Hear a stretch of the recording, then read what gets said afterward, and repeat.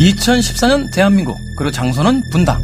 감염속도 초당 3.4명, 치사율 100%를 넘어가는 유례없는 바이러스가 도착했습니다. 네, 정말 최악의 바이러스죠. 갑자기 분당 지역에서 급하게 퍼져나가고 수많은 그런 사상자들이 나오게 되니까 정부는 전 세계적인 확산을 막기 위해서 그야말로 국가 재난사태를 발령하게 됩니다. 지금까지 치료제는 없습니다. 한편 구조대원 지구는 지하철 공사장 함몰 사건으로 감염내과 전문의 이내를 구하면서 그녀의 딸 미르를 알게 됩니다. 근데 니네 엄마 항상 이러고 자냐? 그리고 폐쇄령이 내려진 도시에서 그들을 돕기 위해 고군분투하게 되는데요. 하지만 정부의 부당한 처우에 항의하던 감염자들이 시위대로 변모해 서울로 향하게 되면서 그들은 점점 더 큰 위기에 처하게 됩니다. 대재난 속에서 살아남기 위한 사람들의 목숨을 건 사투의 끝은 과연 어떤 결과를 가져올까요? 영화 감기입니다. 자, 매년 여름마다 등장하는 재난 영화가 있습니다. 네, 최근에 또 굉장히 많은 재난 영화들이 크게 히트를 기록하기도 했었는데 2012년에 타워가 있었고요. 또 연갓이라는 작품이 있었죠. 그리고 2009년에는 해운대가 있었습니다. 그렇습니다. 더군다나 이 감기 같은 작품은 애초에 그 구제역 살처분 사건들이 있었지 않습니까? 그렇죠. 근데 굉장히 끔찍한 사건들이었죠. 근데 그 사건에서 애초에 착상된 영화라고 제가 얘기를 들었거든요. 그런 만큼 어떻게 보면 현실에 굉장히 단단히 기반을 가지고 있고 거기서 착상된 굉장히 한국적인 재난 영화들이라고 할 수가 있겠습니다. 연가시도 그랬고요. 바로 이런 어떤 현실적인 공포를 어떤 폐쇄된 공간 속에서 다루는데 가장 유능한 감독 중에 한 명이 바로 김성수 감독인 것 같아요. 무사에서 등장했던 해안토성에서 어떤 고립된 전투라든지 이런 분위기 속에서 일정 정도 좀 다뤄봤던. 그렇습니다. 김성수 감독은 90년대 청춘 영화를 풍미하신 분이죠. 그래서 대표적으로 90년대 청춘 영화 중에 제일 유명한 영화인 비트 같은 작품. 그리고 태양은 없다. 태양은 없다. 이런 작품들인데 이번에는 이제 재난 영화로 돌아온 거죠. 근데 어쨌건 이런 블록버스터 영화가 제목이 감기다. 그럼 너무 약한 게 아니냐. 사람들이 이렇게 생각하는데. 저는 사실 네. 그 장혁 씨와 수혜 씨가 등장하지 않은 네. 그 티저 포스터의 감기라는 제목만 보고 네. 인디 영화인 줄 알았어요. 하다못해 앞에 죽음의 감기라든지. 전혀 없죠. 네. 감기. 네. 근데 영화를 보면 그게 오히려 리얼하다는 생각도 듭니다. 왜냐하면 감기라는 건 세상에서 가장 흔한 질병이거든요. 버스 안이라든지 혹은 시장에 물건을 사러 가서라든지 혹은 결혼식장 같은 데서 콜록콜록 할 때 그것이 이제 침이 튀면서 바이러스가 감염되는 장면을 슬로우 모션으로 굉장히 강조해서 몽타주로 보여주죠, 영화가. 사람이랑 절대 접촉하면 안 돼요. 물 만지면서도 안 되고요. 감기의 가장 큰 장점 중에 하나라면 굉장히 현실적인 공포를 안겨준다는 것인데 네. 영화를 보다 보면 정말 저런 일이 우리나라에 생기면 어떨까를 자꾸 상상하게 한다는 거죠. 현실적으로 우리가 굉장히 친숙하게 느끼고 있는 공간이기 때문에 굉장히 더 큰 공포가 있는 것 같아요. 그렇습니다. 일단 분당, 탄천, 네. 하트 등등 실제 지명이나 고유명사가 흔히 등장합니다. 제일 뭐라 그럴까 너무 인상적인 장면이 있어요. 정말 저런 상황이 생기면 저런 일이 벌어질 수도 있겠구나. 그런 상상할 수 있는 가장 끔찍한 장면이 영화 속에서 대규모로 펼쳐지게 되는데 사실 그 장면이 영화 속에서 가장 끔찍한 장면인데 그게 사실 우리의 어떤 뉴스에서 나왔던 장면 중에 데자뷰가 있어요. 그러니까요. 구제역하고 관련이 되겠죠. 그렇죠. 직접적으로 말씀드리긴 뭐하겠지만 그래서 이 장면을 딱 보시게 되면 설마 하는데 그 장면이 영화 속에서 펼쳐지는 순간 압도되는 듯한 그런 끔찍한 느낌들이 들죠.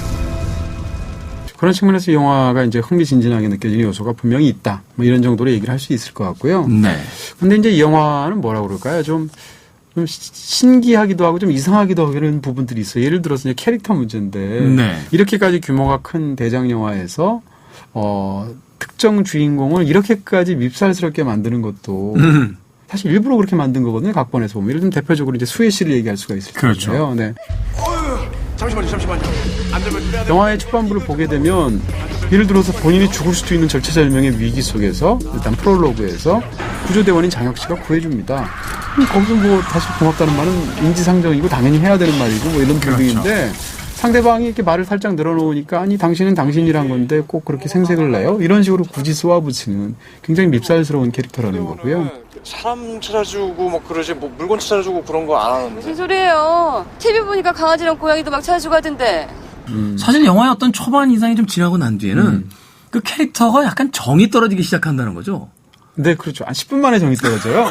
제 재난 일어나기 전에. 매정하게 떼시네요. 아니 정말이에요. 이 앞부분에 보면은 저 여자는 예쁜 것 빼고 뭐야 이런 느낌이 들 정도로. 막말이신가요? 아니 극중 캐릭터를 얘기하는 거고요. 아니 그러니까. 네. 저는 그래도 한 25분 정도까지 버텨봤어요. 여자 얼굴 보시는군요. 네. 근데 누가 찾는다. 누가요?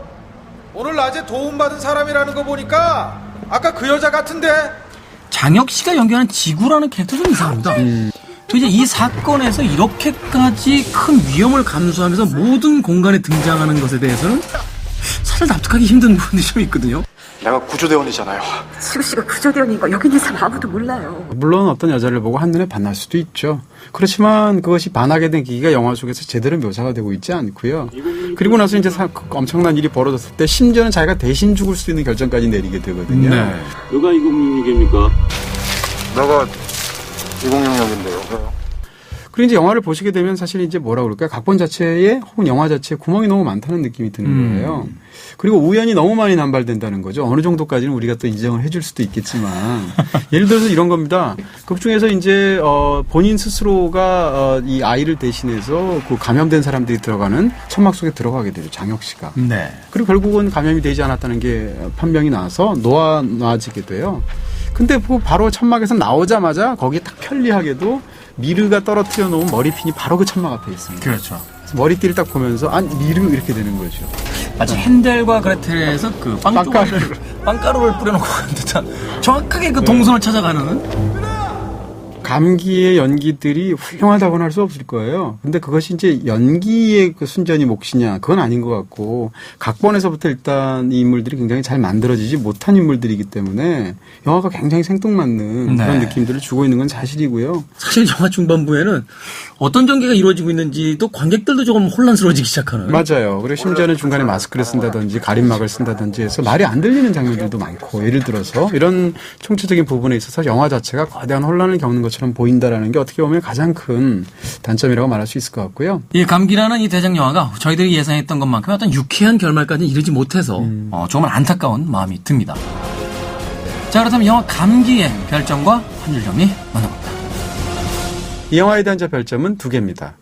2개요? 네네. 혼란스러운 상황을 산만하고 혼란스럽게 담아낸다. 여름철 무더위에 감기는 없었다. 굉장히 센데요. 제가 원래 잘 안 걸려요. 건강하시라는 얘기군요.